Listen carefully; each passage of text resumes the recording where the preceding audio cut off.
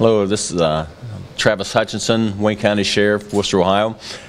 Yesterday, we had an incident with a deputy involved in a shooting.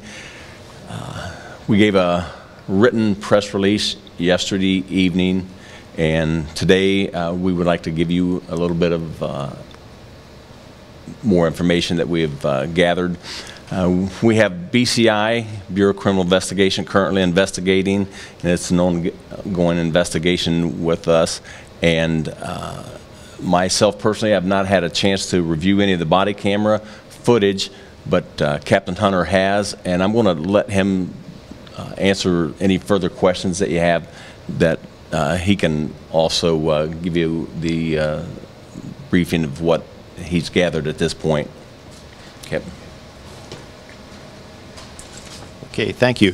As Sheriff Hutchinson indicated, there was a press release that was put out yesterday afternoon as a result of an incident that unfolded yesterday morning in the village of Apple Creek, where officers from our deputies from our office, as well as officers from the Apple Creek Police Department, initially responded to a man who was threatening suicide with a handgun. Upon our deputies' arrival, the deputy located the man behind a business in the downtown area of Apple Creek. The man was essentially sitting on a piece of electrical equipment behind the business, armed with a handgun, and he indicated that he did not want to interact with the deputies. He wanted them to go away. Initially, they did not see the handgun, but then he displayed the handgun and held it to his head, asking again that the deputies leave him alone or he was going to shoot himself. Obviously, the deputies were not going to leave the man alone. They were concerned for his safety, asking him numerous times to put the handgun down, which he refused to do.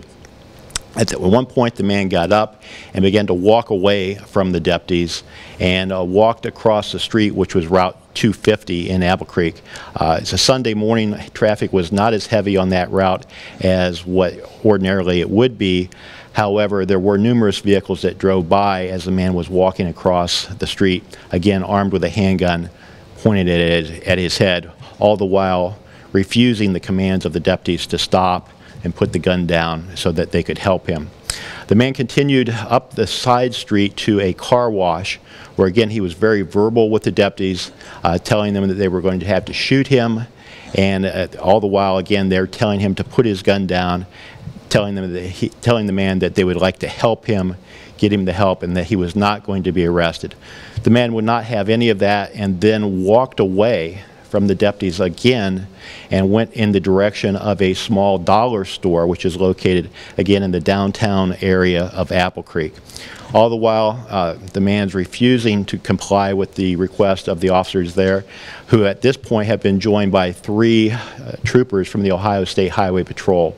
So now we've got a total of 6 or 7 officers at this point asking this man to put his gun down, to stop, and so forth. Again, he's refusing this, continues to walk away from the dollar store, ultimately ending up on High Street in Apple Creek next to another business. Now, we were very concerned about the fact that there's a church very close by to this particular incident. This man is armed with a handgun, threatening to shoot himself, threatening to create a situation where the deputies were going to have to shoot him. So we've went from a man who we arrived to help when he was threatening suicide, our first encounter, to a man who is now posing a risk of danger to the residents nearby. Again, deputies continued to ask this man to stop. He continued to refuse. At one point, he was telling the deputy to shoot him and using words, "Go ahead, do it, do it." And he had stopped temporarily while he was saying those words, and then continued against the deputy's commands to start to walk away.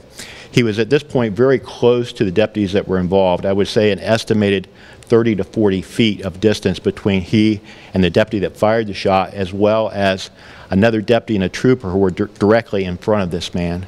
One of our deputies then fired one shot from a rifle, which instantly ended this confrontation. The man was struck in the arm. He was struck in the arm that held the firearm, and the bullet passed through his arm, striking him into the chest, causing the man to go down and drop the firearm. Deputies then immediately started to perform first aid on the man, CPR, applied a chest seal to his side, while they were waiting for the EMS responders to arrive. Unfortunately, after the EMS arrived and transported him to the hospital, the man apparently was pronounced dead at the hospital. The man is 60 years old. His name is Rodney, R-O-D-N-E-Y, J. Geiser, G-E-I-S-E-R, with an address of 123 West Main Street in Apple Creek. This is a man that does have a record with our office, a number of minor infractions. However, in the 2000, we encountered this man and made an arrest where he was threatening suicide and fired several rounds off in a house when he was threatening family members. So he is not a stranger to our office. However, we have not had recent contact with this man. At this point, we have asked the Ohio Bureau of Investigation to conduct the investigation into this matter. That was put in the press release yesterday. And this morning I had the opportunity to speak with Wayne County Prosecutor Dan Lutz, who indicated that he was going to ask the Ohio Attorney General's office to assign a special prosecutor to look into this particular case. We at the Sheriff's Office feel that our deputy did nothing wrong. In fact, we feel that he perhaps saved the lives of others by stopping this man whose ultimate intentions were unknown. Clearly, this man refused multiple, I don't want to say requests, he refused multiple orders from law enforcement to drop his gun so that he could receive help and, of course, not present a risk to anybody else. So our deputy did what we felt like he needed to do. It was unfortunate, but this man was given multiple opportunities to end this in a nonviolent manner. At this point, I'll entertain any questions that you may have.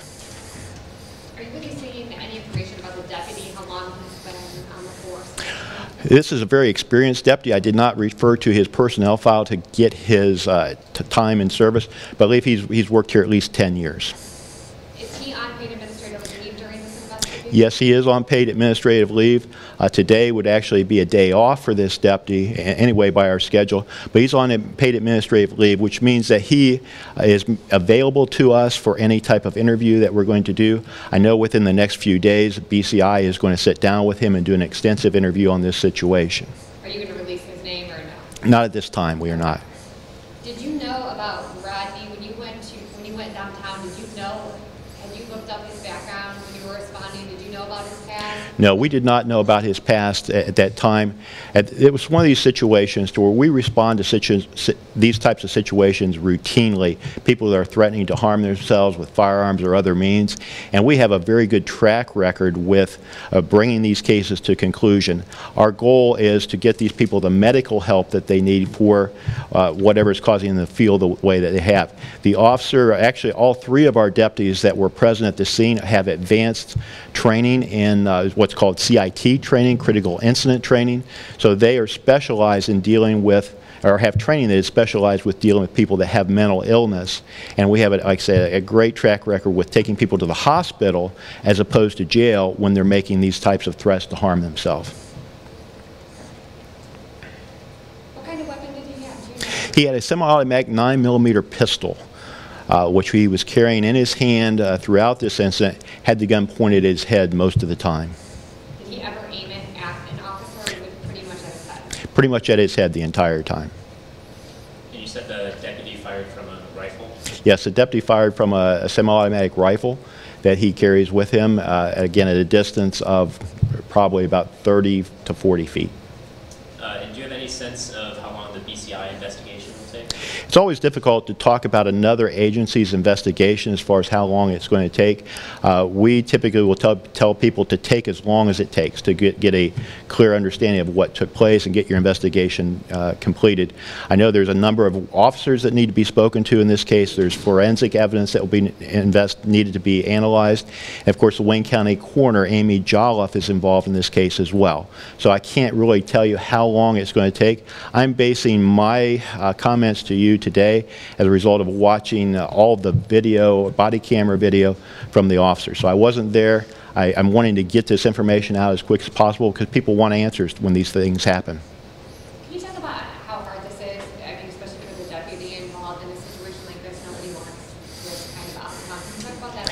I think it's very obvious, it's very difficult. The deputy involved in this case is one of the most compassionate deputies that we have here, has small children of his own, and I don't think anybody can put themselves into his shoes, but he arrived at that location to utilize his training as a crisis intervention officer to de-escalate this situation and potentially save this man's life. It's ironic that instead of this man's life being saved, he created a situation where his life was taken by the very deputy who was there to help him. And the deputy who fired the shot, was Mr. Geiser walking towards him when he fired the shot? The deputy who fired the shot was at a right angle to Mr. Geiser and struck him in his right arm. Mr. Geiser was walking towards another deputy and a state trooper. All three of these deputies were in about the same distance from Mr. Geiser at the time that the shot was fired. So the deputy didn't fear for his life, it was more about de-escalating what could have happened? Is that right?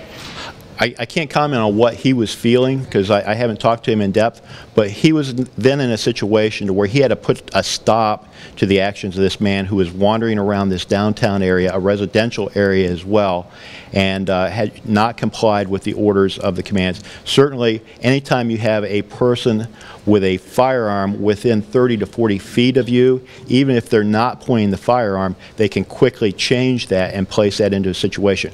We're in a situation here where we're not going to wait for something to unfold.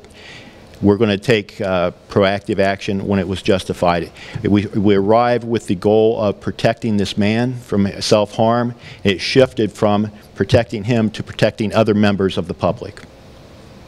And you said there was a church nearby. Do you know if there was a service going on while this was unfolding? I can only assume that there was. With everything that was taking place yesterday, I did not take the time to make sure the services were on schedule.